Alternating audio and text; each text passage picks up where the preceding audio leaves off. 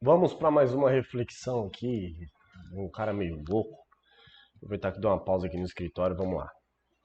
Essa reflexão aqui é importante, porque envolve sobre uma frustração da minha geração, enfim, que é sobre a questão de construir patrimônio, né? A busca desenfreada por ser alguém na vida, por adquirir bens materiais, enfim. E aqui nós temos, coloquei aqui na tela aqui para observar. Nós temos aqui a geração dos baby boomers, né? Por que baby boomers, né? O que é porra de baby boomers? Baby boomers, é só você dar um Google aí, mas eu vou adiantar aqui o seu Google. É a geração onde houve um boom de crianças, né? Onde nossos avós e bisavós tiveram lá 15 filhos, 10 filhos. Teve família que teve 20, 30 filhos, né? Teve uns casos aí fora da curva de pessoas que tiveram 20, 30 filhos. Só você pesquisar que você encontra essa informação, que eu já vi. Não sei se é verdade também, né? Mas eu cheguei a ver no TikTok algumas reportagens sobre isso. Então nós temos aí a geração dos baby boomers, a geração X, tá? E aqui tá o ano de nascimento. A geração Y, alguns enquadram os nascidos até 96 como geração Y, tá? E os da geração Z, que é os de 95 a 2005. E aí para esses que enquadram os de 96 na Y, aqui vai de 97 até 2007, beleza? Então, vamos lá. Vamos fazer aqui uma breve reflexão, porque é o seguinte. Hoje eu percebo que os jovens, principalmente da geração X e Y, né? A Z também, porque a Z está entrando no mercado de trabalho agora eles estão sentindo a pressão, né? Eles estão sentindo muito estresse, muita frustração por conta da busca desenfreada por conquistar bens e não conseguir. Porque bem no momento que essa geração entrou no mercado de trabalho e foi em busca de conquistar o seu imóvel, o seu carro, enfim, os seus bens materiais, infelizmente se deparou com um mercado que está um caos, certo? Imóveis com preço de sítio, fazenda, né? Vamos colocar aí, sítio com preço de fazenda e fazenda com, sei lá, com preço de não sei o que, de iate, de navio, sei lá. A gente está passando por uma fase muito complicada porque é o seguinte: a riqueza está na mão dos baby boomers, tá? A riqueza está na mão dos baby boomers. E é por isso que hoje os jovens estão frustrados, porque é o seguinte: devido à alta taxa de natalidade que nós temos no mundo inteiro, tá? Porque antigamente as pessoas elas viviam até uma certa idade. Então, por exemplo, o homem até 50 anos, no máximo 60 já estava morrendo. A mulher, no máximo 60 já estava indo embora, tá? E hoje em dia a gente vê aí os idosos vivendo até 90 anos, 100 anos, como algo normal. Até porque houve o avanço da medicina, tá? Eu não estou aqui desejando a morte de ninguém, mas isso aqui é uma reflexão filosófica e crítica sobre o mercado econômico, tá? O que acontece? Por conta dessa alta taxa de natalidade, das pessoas viverem mais, a riqueza parou na mão dos boomers. Os boomers é dono de toda a riqueza do mundo. Até porque eles vieram antes da gente, eles construíram antes da gente. Então, todo o patrimônio do mundo está parado na mão dos boomers. E aí a gente entra num grande problema. Num grande problema. Não para os boomers, obviamente, mas para nós da classe jovem, né, da geração X, da geração Y e da geração Z. A X talvez nem tanto, mas a Y e a Z está sofrendo demais. Porque é o seguinte, devido a todo o patrimônio estar travado na mão dos boomers, fica difícil da geração mais jovem conquistar esse patrimônio. Até porque, gente, velho não gasta. Idoso não gasta. Quem gosta de gastar e girar a economia é a população mais jovem. Iago, você está falando besteira. Estou falando besteira? Então vamos lá, vamos para os dados. Já estudou sobre a economia do Japão? Eu trouxe aqui até uma pequena matéria para você dar uma analisada. Olha só. Isso aqui está lá no G1, tá? Você pode até pesquisar essa matéria no Google e você vai ver o seguinte, ó. A partir da década de 90, o Japão começou a sofrer uma espécie de anemia econômica que os especialistas atribuíram a diversos fatores. Claro que não é só ao envelhecimento da população, mas esse foi o fator principal. Como a população muito envelhecida e mais preocupada em guardar dinheiro do que em gastar, ou seja, poupar do que consumir, as empresas japonesas se viram obrigadas a competir em uma constante espiral de preços baixos que minou a sua capacidade de gerar lucros e, consequentemente, de investir. Volta aqui para mim. Alguma diferença com a realidade atual do Brasil? Não, né? Então, volta para lá para a matéria. Essa foi a tendência até 2013, quando então o primeiro-ministro lançou um ambicioso programa para revitalizar a economia e o Banco Central começou a disparar uma bazuca de estímulos, dos quais os mais emblemáticos foram a redução das taxas de juros e a compra de títulos emitidos pelo governo. O Japão começou a enfrentar o que nós chamamos de juros negativos. O que é os juros negativos? Se você deixar o seu dinheiro guardado no banco, você vai perder dinheiro, ou seja, o governo vai comer o seu dinheiro. Essa é a forma que o governo do Japão encontrou para fazer a população mais velha a consumir, a gastar. E mesmo assim, a população mais velha não gastava, continuava guardando e poupando. E hoje, nós estamos enfrentando esse mesmo problema, certo? Então eu estou trazendo aqui mais ou menos uma realidade de um fator econômico para você entender o fator filosófico e eu sempre fujo a porra da palavra aqui. Fator filosófico e sociológico, isso, da coisa, tá? Que é ao vivo, meu filho, que não tem corte não. Foda-se, errou e lasque. Então vamos lá. Aqui nós temos, para o Brasil, um grande aumento do índice de envelhecimento da nossa população. Dá só uma observada aqui nesse gráfico aqui do IBGE. O índice de envelhecimento sobe de 30% para 55% no Brasil, tá? O índice de envelhecimento é calculado pela razão entre o grupo de idosos de 65 anos ou mais de idade em relação à população de 0 a 14 anos. Então perceba que o nosso índice de envelhecimento subiu drasticamente. E aí, infelizmente por conta disso, a economia para. E como é que faz para essa juventude, que eu me enquadro nessa juventude, ganhar dinheiro e ter prosperidade num mercado econômico em que a maioria da riqueza está travado na mão dos boomers, boomers que são pessoas de idade que não quer gastar o dinheiro, não quer gastar o patrimônio, não quer vender. Como é que fica? Nós temos um grande travamento econômico. E isso vai refletir no quê? Falta de vendas em empresa, falta de vendas de serviço de pessoas jovens e, consequentemente, a baixa de preço. Só que aí a gente tem um outro fator negativo nessa merda desse país, que é o governo gastando todo o dinheiro arrecadado de impostos além da conta, além do que deve. E aí, cada vez mais, o governo aumentando os juros.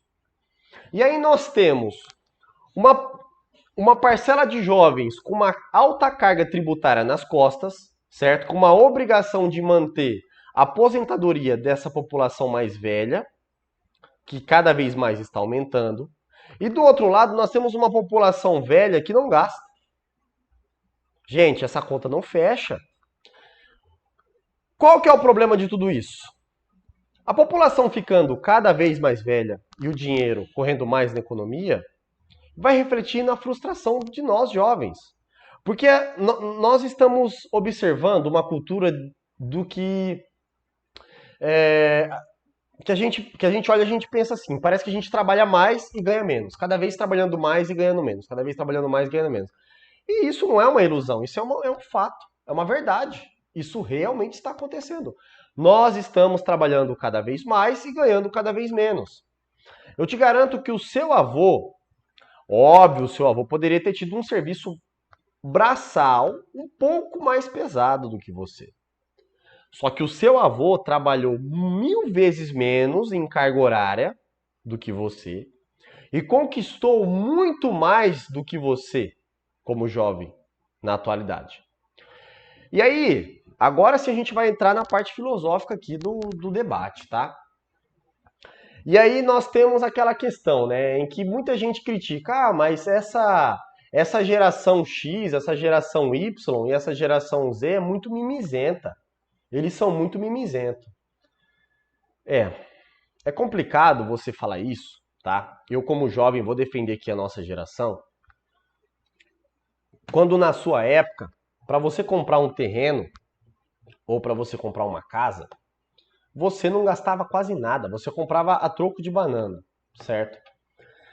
E eu vou mostrar em dados, tá? Eu tenho dados, eu não tô falando besteira aqui não. Vou mostrar aqui, eu vou provar. Eu mato a cobra e mostro o pau. Vamos lá, ó. Quanto custava um terreno antigamente? Um terreno custava o equivalente a um salário mínimo, porque era apenas um pedaço de terra. Uma pesquisa, tá? De 2013 ainda, essa pesquisa. Então vamos lá, se a gente for voltar no tempo, e aí eu não estou falando isso aqui só em pesquisa não, eu já conversei com pessoas mais velhas. Há muito tempo atrás, terreno era uma coisa sem valor nenhum. O povo trocava terreno por vaca. Eu posso até mostrar depois, eu não tenho aqui, mas eu tenho o registro de um imóvel da minha avó, que minha avó comprou duas casas, tá? É um terreno imenso com duas casas dentro. Duas casas com uma vaca. Quem que compra hoje em dia duas casas num terreno? O terreno da minha avó tem 500 metros quadrados. Quem que compra um terreno um terreno de 500 metros quadrados com duas casas dentro com uma vaca? Você consegue comprar hoje em dia um terreno de 500 metros quadrados com duas casas construídas a troco de uma vaca? Parece que é brincadeira, né? Mas isso realmente aconteceu antigamente. Isso realmente acontecia. E aí o que acontece? Vamos voltar aqui pro slide aqui. Vamos lá, ó. Hoje uma simples casinha para você comprar, a depender do lugar que você mora, uma casa simples, gente. Não estou falando de... Com exceção da CDHU, que também é um absurdo, tá? Uma casinha simples aí, 2 cômodos, uma cozinha, com terreno aí. Vamos colocar aí um terreno de 100 a 200 metros quadrados. Hoje você paga de 120 mil a 300 mil, a depender do lugar que você mora, tá? Eu sei que um amigo meu em Campinas, ele comprou um imóvel, ele pagou 320 mil num imóvel, que nada mais é do que uma casa CDHU reformada. E ele pagou 300 mil reais. Então, será que a nossa geração realmente é mimizenta? Ou será que nós estamos diante de um travamento econômico por conta dos próprios boomers? Não só por conta deles, tá? Mas eles também têm uma grande parcela, não vou dizer de culpa, mas eles são também os causadores disso, porque se a riqueza está travada na mão deles, eles não querem vender, eles não têm o porquê gastar. E eu concordo, porque esse consumo, esse capitalismo desenfreado não é uma coisa saudável. Só que para os jovens que estão em busca de conquista, se a economia não gira, o jovem não ganha dinheiro. Não tem como o jovem ganhar dinheiro se a riqueza não rodar, se o senhor de idade não gastar. Não tem como. Riqueza parada gera o quê? Gera o que a gente viu lá no Japão, porra. Gera, infelizmente, um problema na economia, um câncer na economia, que vai quebrando as empresas aos poucos. Os jovens nisso, que estão ali com startup, querendo começar a vida, às vezes se formando em uma faculdade, com uma profissão, também fica parado sem serviço. E quando vai cobrar pelo serviço, as pessoas que querem o serviço não têm dinheiro porque a economia está parada. Tá? Sobre a questão do preço dos imóveis, né? Por que será que subiu tanto assim o preço dos imóveis? Primeiro, a gente tem o fator baby boomer. que todos os imóveis, a maioria dos imóveis do Brasil está na mão dos baby boomers, que na época comprou isso a preço de banana, tá? Além da minha avó, já vou voltar aqui um outro fato, meu pai comprou um imóvel com uma moto, isso em 2006, se eu não me engano. Meu pai trocou uma moto no imóvel. Claro que o imóvel era CDHU, mas ele conseguiu trocar uma Suzuki 125 cilindradas IS no imóvel. Vai hoje você, com uma moto 125 cilindrada, tentar comprar um imóvel para ver se você consegue. Não consegue. Então, qual que é o fator que fez também, além do fator boomer, os imóveis ficarem muito caros? Os juros bancários, exatamente. O que acontece? Hoje, após 2003, né? Isso aí, eu sou advogado, eu estudo sobre juros bancários, eu sou especialista no ramo de direito bancário. Mas essa merda desse governo esquerdista, tem até um colega meu que fala uma coisa legal, né? Ele fala assim, o que o governo petista deu foi um cartão de crédito pro povo gastar, e agora a conta chegou. E realmente é isso. Essa metáfora é a pura realidade.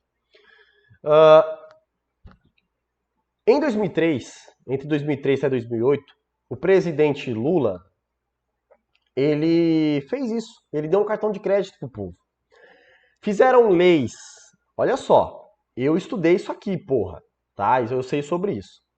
Fizeram leis permitindo os bancos cobrarem juros abusivos, ou seja, juros compostos, o que é ilegal por lei, tá? Isso é ilegal por lei.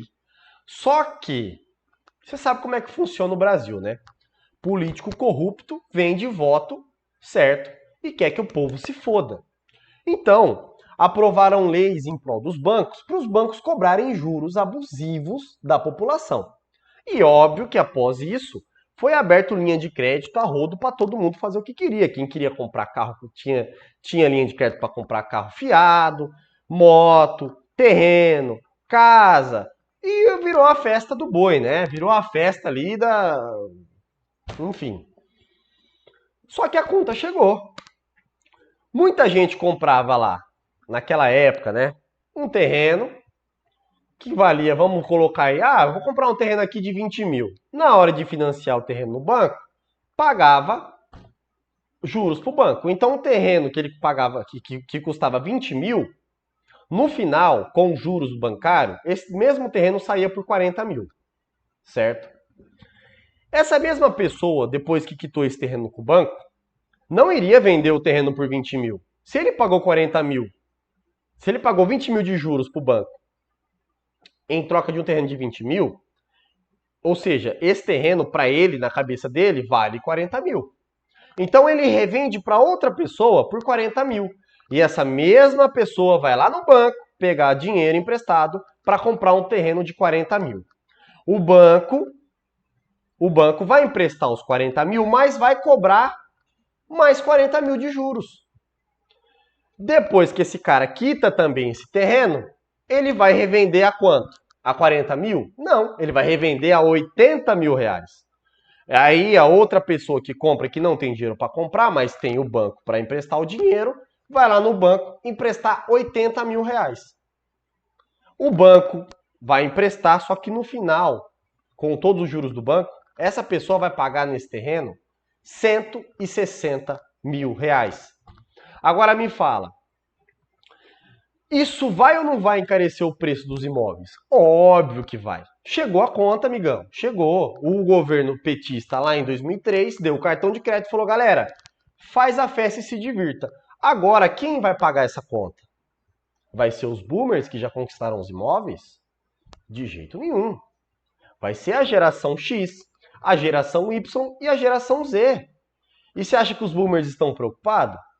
Porra nenhuma. Eles querem que se lasque. Eu já tenho meu imóvel, eu já tenho meu sítio, eu já tenho minha fazenda, eu já tenho minha riqueza guardada, não preciso gastar dinheiro. Você, jovem, que se lasque. Só que aí que tá, meu querido. Se você não gasta, se você não coloca economia para girar, como é que nós vamos ganhar dinheiro? E aí nós entramos hoje numa superinflação do preço dos imóveis, certo? Entramos numa grande depressão, porque obviamente que todo jovem quer ter o seu canto, quer conquistar seu imóvel, Principalmente quando nós sabemos que nossos avós, os nossos pais, desde novo, já tiveram sua casa própria, já constituíram sua família, e aí nós nos vemos parados com uma economia estagnada, assim como a economia do Japão, certo? Uma alta inflação por conta de um governo merda que fica gastando mais do que arrecada e, infelizmente, por conta dessa bosta de juros bancário, certo? Os imóveis super inflacionados no preço.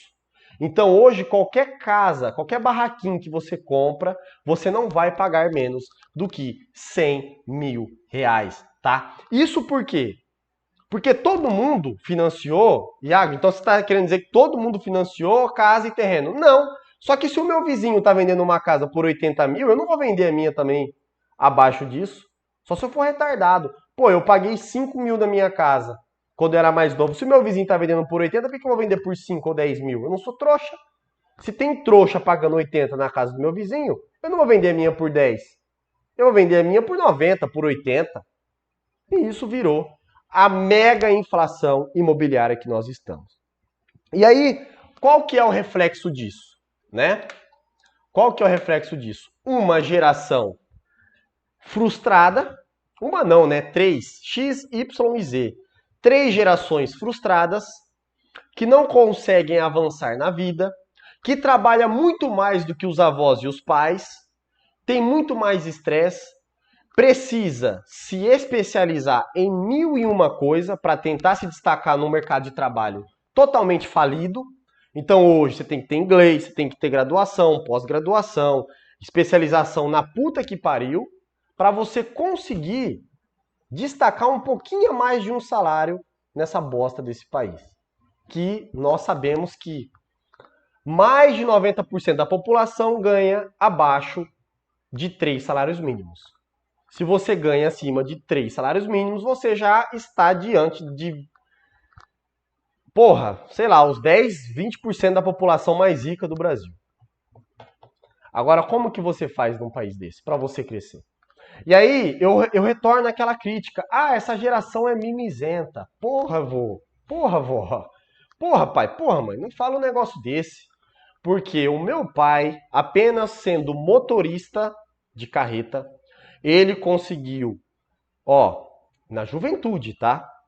Ele conseguiu adquirir uma borracharia, imóvel eu tô falando, uma borracharia, um bar, 2 casas, uma lanchonete, certo? Aliás, 2 não, 3 casas e uma lanchonete.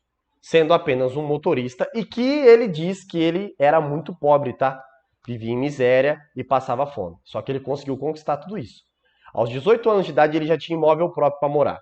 E aí a gente também entra numa outra crítica social, que falam assim, ah, mas os jovens estão demorando para sair da casa dos pais, os jovens têm que ir pro mundo, desbaratinar o mundo. Tá, peraí. É fácil falar isso quando na sua época, você trocava uma vaca por um terreno, igual a minha avó fez. Eu tenho a prova. Uma vaca em troca de um terreno. Então vamos lá. Você querer comparar, certo? Uma geração antiga dos baby boomers com uma geração atual, que quando vai comprar um imóvel, o preço está hiperinflacionado, 300 mil reais, 100 mil reais, 200 mil reais, a depender do local, se for numa cidade grande então, 500 mil, 800 mil, 1 milhão, uma bosta de uma casa simples. Desculpa, eu não sei quem está errado, mas eu acredito que é você, tá? Falar que essa geração está em mimimi, qual que é o nível de escolaridade, qual que é o nível de conhecimento dessa geração? Em comparação com a geração anterior. É muito diferente, é muito diferente. O nível de educação. Não tem comparação, certo?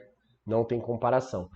Óbvio que antigamente não precisava de tanto conhecimento assim. O meu avô, ele era dono de cerâmica e tinha um sítiozinho, certo? Ele era dono de cerâmica e tinha um sítiozinho. Isso aí não tinha quase valor nenhum. E mesmo assim ele conseguiu prosperar muito sendo semi-analfabeto. Ele só sabia escrever o nome, sem conhecimento algum.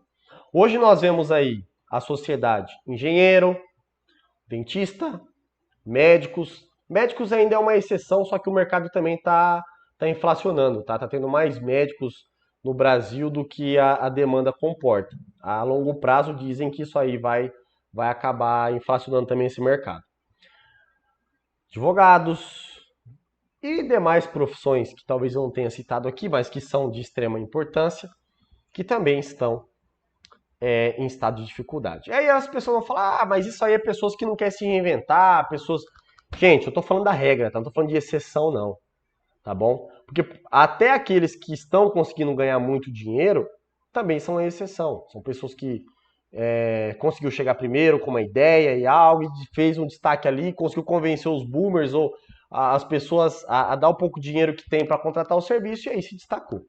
Tá? Mas a regra do mercado é essa. A regra do mercado é essa. E eu não desacredito que hoje, os advogados de hoje, os profissionais de hoje, são muito melhores do que os de antigamente. Muito melhores, claro. Até porque hoje o acesso à tecnologia que nós temos, chat GPT, inteligência artificial, acesso fácil a PDFs de doutrina, enfim, de material mesmo para estudo, para analisar e mecanismos e programas, hoje em dia nós temos muito mais potencial. Só que o que está faltando para explorar ainda mais esse potencial é o quê? É a provocação da economia. Quanto mais a pessoa tem serviço e demanda, mais ela vai se especializando, mais ela vai explorando esse conhecimento.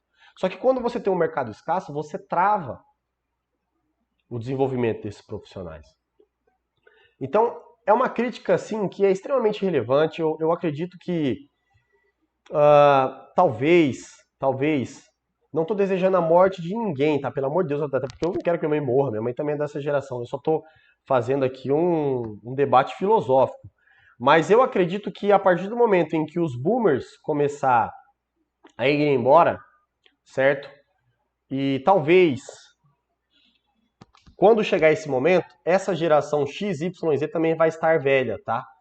A economia vai dar um pouco de giro e vai ajudar. Então, na minha opinião, de um leigo aqui, né, uma pessoa que só sabe do assunto de modo superficial, não sou nenhum especialista, mas na minha opinião, pela visão que eu tenho, é que a geração alfa, esses nascidos a partir de 2014, 2015, essa geração vai ter muito mais oportunidade econômica do que essa geração passada. A nossa geração, X, Y e Z.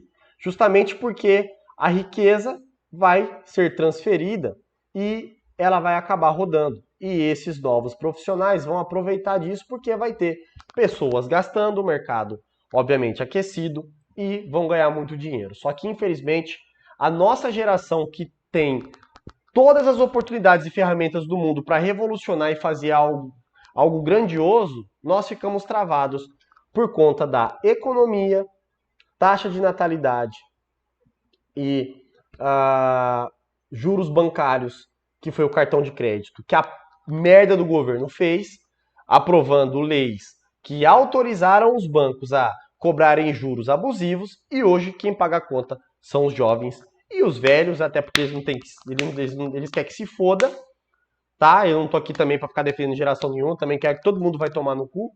E aí os velhos não tá nem aí pra ninguém, que se foda. Você acha que velho tá ligando? E aí nos resta apenas ouvir a música do Cabeça Branca, né? Quem é o dono da lancha é o Cabeça Branca, quem manda em tudo, quem tem tudo é o Cabeça Branca, e realmente é verdade. Tá tudo na mão dos boomers, tá? Então é isso, sei lá, falou.